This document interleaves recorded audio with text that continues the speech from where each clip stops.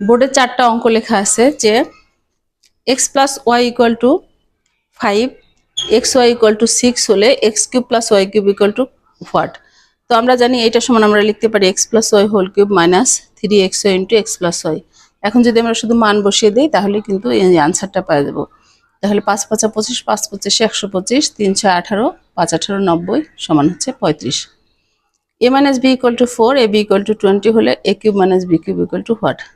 তো a cube minus বি কিউবের ফর্মুলাটা আমরা লিখে নিলাম, a minus B whole cube plus 3ab into a minus B. এরপরে মান বসিয়ে দিলাম, তাহলে কিন্তু অঙ্কটা হয়ে যাবে। এর আনসার হচ্ছে 304।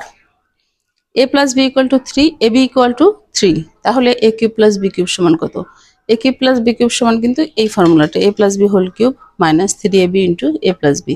তাহলে প্রত্যেকটার মান বসিয়ে দিলাম, তাহলে কিন্তু হয়ে গেল। এখানেও 27, এখানেও 27 সমান হচ্ছে 0।